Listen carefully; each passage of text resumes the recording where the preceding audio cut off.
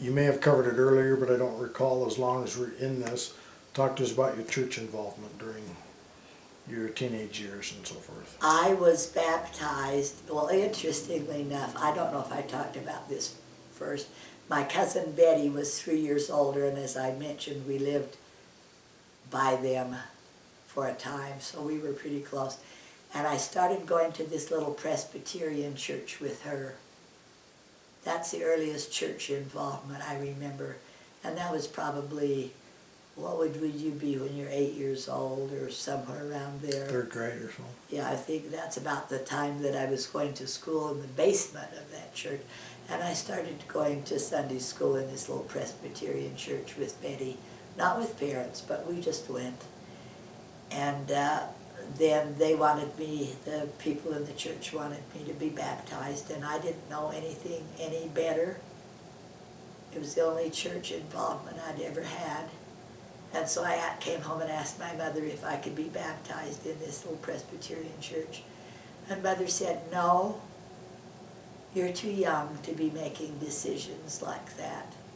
She didn't say I couldn't go to church, but she would not give permission for me to be baptized, which I thought was interesting because I was probably about 8 years old.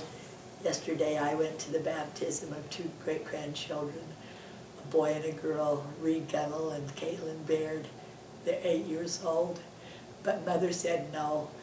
And then my best friend, one of my best friends, became Ladine Corden, and the Cordens were active LDS. And I started going to church with Ladine, and I went to church with her every week, and nobody in my family, but I would go with the Cordens.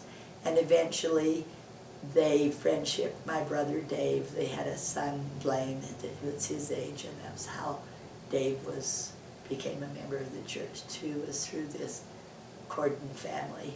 They lived out, their farm was right out next to the Jefferson County Fairgrounds.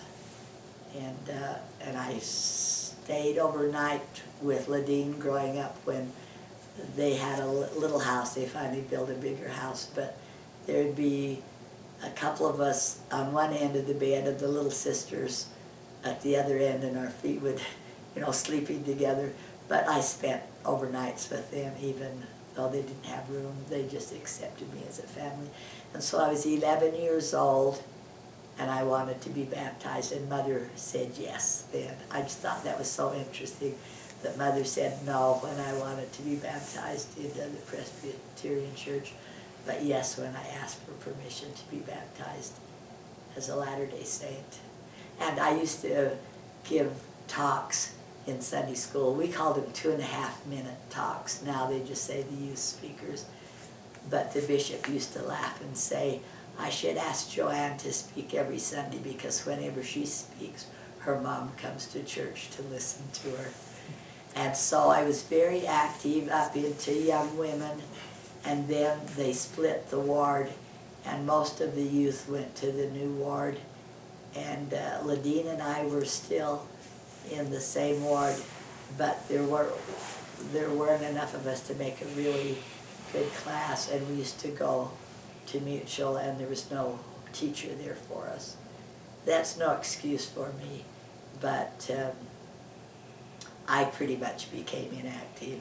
I quit going to church, and but I always considered myself a Mormon. I went through, then it was just a 3-year program for seminary, but I went through the 3 years and graduated from seminary, and so I felt very involved. Marcia was probably a Methodist,